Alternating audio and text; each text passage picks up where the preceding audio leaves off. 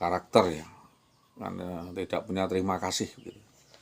Itu yang terutama. Tentu kita juga sampaikan apa yang termasuk laporan dia tentang KDRT itu valid.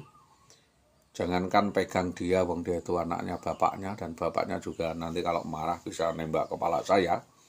Tentunya selama itu masih dalam koridor pemikiran, tentunya di dalam hal sifatnya penipuan-penipuan dan pemerasan yang dilakukannya kepada kami dan keluarga kami, itu untuk menjadi pertimbangan dan jati diri. Yang pertama adalah bahwa pada 2010 ini utang kepada saudara Sadio sebesar 85 juta, pada Bapak Jabir 65 juta yang masih saudara sendiri, dan kepada Bapak Anom Suryoto 25 juta, kepada Bapak Sujo 20 juta, kepada Bapak Ulaji 20 juta, kepada Bapak Didik 110 juta, kepada Bapak Kasnadi 12 juta, Bapak Mulyadi 38 juta, kepada Bapak Joko 25 juta, kepada Bapak Intan Berlian 2 juta, kepada BRI Pekalongan 35 juta, kepada Pak Sabik 20 juta, kepada Samiono 30 juta, kepada Suwarni Buah 95 juta, kepada Inayah Fauzi 40 juta, kepada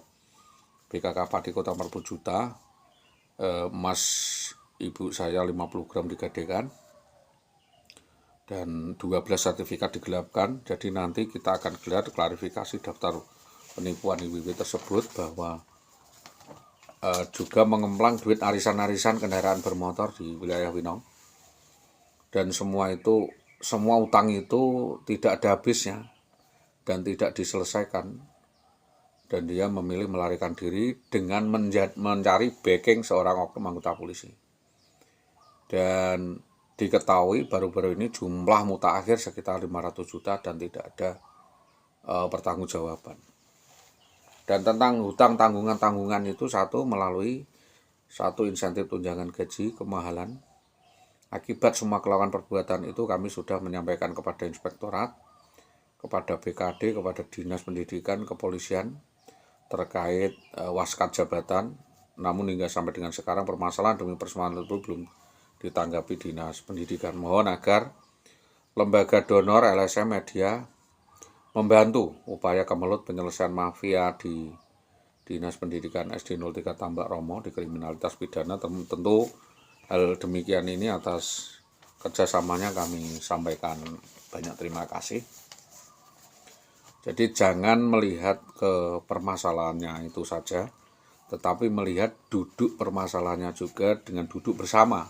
Dan ini adalah curhat tentang perilaku dan perbuatan yang dilakukan oleh Saudari Indah Widiawati. Tentunya indikasi-indikasi lain bahwa Saudara Indah Widiawati sudah tahu bahwa Saudara Soleh Widiawati dalam keadaan sakit-sakitan.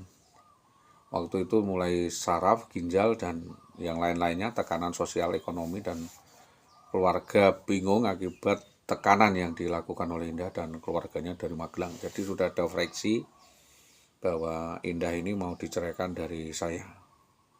Dengan sengaja, memang dengan sengaja akan membuat suatu melodrama, memperlakukan saya seperti itu secara tidak manusiawi, tidak ada persiapan makan, tidak menyiapkan minum, tidak memberikan akses, tetapi selalu menuntut hal-hal yang di luar kemampuan atau jangkauan Saudara Soleh Widiawati. Dibantu oknum polisi itu, dan oknum polisi itu ngatur-ngatur kehidupan rumah tangga saya dengan jenggung-jenggung kepala saya.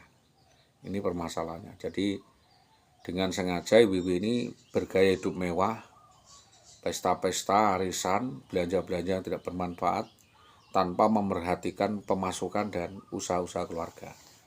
Atau merusak. Jadi kita di konsorsium atau usaha-usaha keluarga sudah ambruk semua, Pak, akibat dirongrong oleh Saudara Indah Widiawati.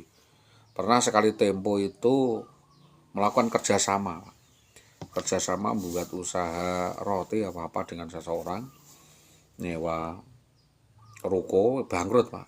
Kita keluarkan uang modal 85 juta. Terus ikut 17 kelompok arisan. 17 kelompok arisan itu, kalau satu arisan 4 itu tanggungan kita berapa, coba bayangkan saja. Kalau 4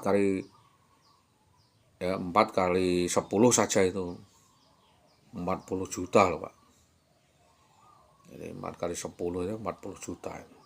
Kalau satu kelompok 1 juta, 10 kelompok saja 4 juta. Kalau 17 kelompok berapa ya?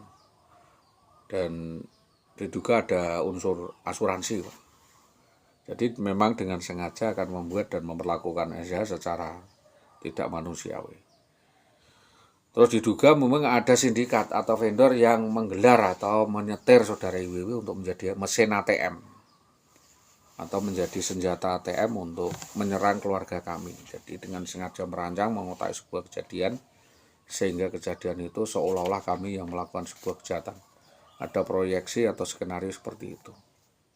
Yaitu puncaknya adalah persekusi-eksekusi pada tengah malam antara jam 12 sampai jam 2 malam dengan harapan saudara Soleh ketakutan dan tidak pulang bertahun-tahun berminggu-minggu sementara aset rumah dihabiskan dikuras habis oleh IWW dengan gerombolannya itu.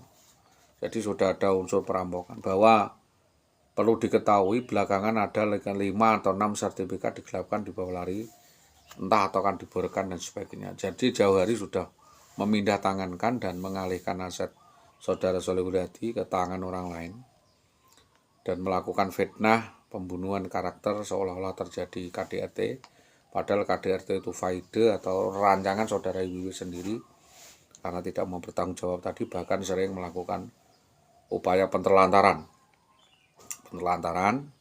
bullying, ya, fitnah, persepsi dan pencurian, penggelapan, janji manis, ingkar janji, dan terus membuat opini yang terbalik dengan membuat kelakuan-kelakuan, dugaan-dugaan sering kabur dari rumah tanpa sebab, ya, yang 3 bulan kawin dengan 3 bulan kawin itu pemertua sampai 4 tahun, ke Magelang itu tidak sampai, jadi tidak mau diarahkan, tidak mau arahan masukan bimbingan, dibina oleh suami dan keluarga, menuruti kemauan sendiri, ambisi dan mempersalahkan orang lain tanpa tahu sebab musababnya. Sedangkan marah bagi saya atau itu hanya sekedar mengingatkan apakah ada permasalahan atau tidak, atau bentuk mengingatkan ketegasan dan bentuk tanggung jawab dalam mempertahankan rumah tangga. Bukan keras tetapi tegas mengarahkan biar kembali ke jalan yang benar atau pola kehidupan yang baik. Selanjutnya IWW ini terkesan selalu egois, mau menang sendiri, tidak mau berbagi, membenci berlebih-lebihan, menggunting dalam lipatan, merusak, membakar, dan bahkan mengusir, menyobek suami untuk tidak pulang dan tidur di luar rumah. Gitu. Jadi selama bertahun-tahun saya tidur di rumah itu karena ada masalah rumah tangga yang sangat berat.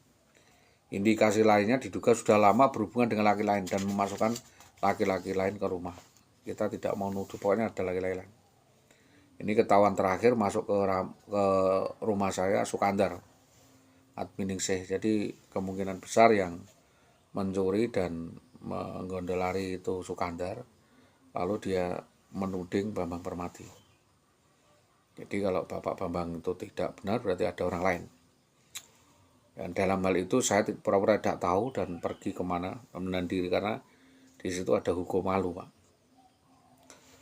Terus sekira pada 6 bulan hubungan serius layaknya suami istri, hubungan dengan Sukandar, ya, Hardi, Darto, Abanase, ya. Ini diketahui, ya, diketahui saksinya Pak Jasmani, Konang, dan terjadilah persekusi tersebut.